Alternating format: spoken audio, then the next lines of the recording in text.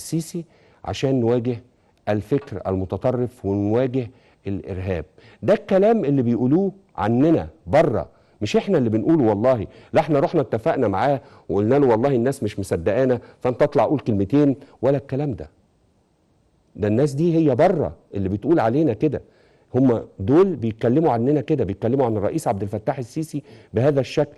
فانتم مستكترين على الشعب المصري اللي هو لامس بقى على ارض الواقع انجازات هذا الرجل، مستكترين عليه يا نخب، يا اصحاب البدل والكرافتات والياقات البيضاء، انكم تسمعوا الكلام ده مننا عن الرئيس عبد الفتاح السيسي. يعني على رأي المثل ما شفناك يا نور، يعني ما شفناك يا نور الا احنا كنا قاعدين مستنيين ان واحد يجي ينقذ مصر وينتشلها من غياهب الجب، والحمد لله ان ربنا يعني رزقنا بالرئيس عبد الفتاح السيسي رغم انف الحاقدين. نشوف الفيديو ده كده ونرجع تاني مع بعض. To you about this because many of the Facebook users and the folks on Facebook wanted the candidates to speak to ISIS tonight. You asked the chairman of the Joint Chiefs a question. What would it take to destroy ISIS in 90 days? He told you ISIS will only be truly destroyed once they are rejected by the populations in which they hide. And then you accused him of pushing Medicaid for the Iraqis. How would you destroy ISIS in 90 days? Megan, we need a commander-in-chief that speaks the truth. We will not defeat radical Islamic terrorism so long as we have a president unwilling to utter the words radical Islamic terrorism.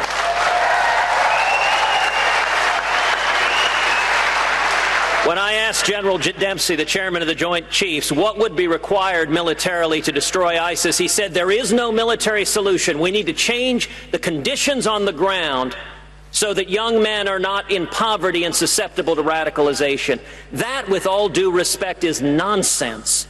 It's the same answer the State Department gave, that we need to give them jobs. What we need is a commander-in-chief who makes clear, if you join ISIS, if you wage jihad on America, then you are signing your death warrant. You don't see it as an ideological problem? An ideological problem in addition to a military one. Megan, of course it's an ideological problem. That's one of the reasons why I introduced the Expatriate Terrorist Act in the Senate that said if any American travels to the Middle East and joins ISIS, that he or she forfeits their citizenship so they don't use a passport to come back and wage jihad on Americans. Yes, it is ideological, and let me contrast President Obama, who at the prayer breakfast essentially acted as an apologist. He said, well, gosh, the Crusades, the Inquisitions. We need a president that shows the courage that Egypt's President al-Sisi did, a Muslim, when he called out the radical Islamic terrorists who are threatening. أنا عايز بس نعيد يا جماعة الجزء الأخير تاني عشان نشوف. طبعا اللي بيعملوا العمليات الإرهابية دول يعني شوهوا الإسلام والصقوا بيه تهم الاسلام منها بريء.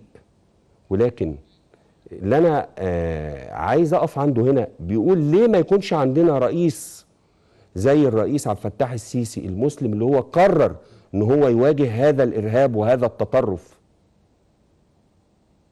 ويصحح من مفاهيم المغلوطه اللي للاسف الشديد هذه الجماعات الارهابيه الصقتها بديننا الاسلامي السمح. هنشوف الجزء ده تاني وتسمعه وهو بيقول كده بالنص، ليه ما يكونش عندنا رئيس زي الرئيس المسلم عبد الفتاح السيسي اللي هو قرر ان هو يواجه الارهاب. طبعا كانوا بيسالوه السؤال الاولاني عن داعش ايسس، فكان بيطرح فكره لمواجهه هذا الارهاب وينتقد اوباما اللي هو قاعد يقول انا حارب الارهاب وعمل حمله ومش عارف ايه، وهو في الوقت ذاته بيدعمها.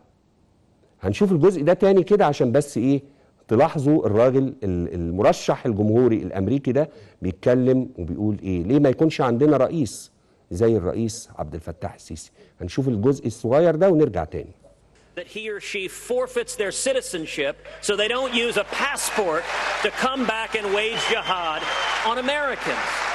Yes, it is ideological, and let me contrast President Obama, who at the prayer breakfast essentially acted as an apologist. He said, well, gosh, the Crusades, the Inquisitions. We need a president that shows the courage that Egypt's President al-Sisi did, a Muslim, when he called out the radical Islamic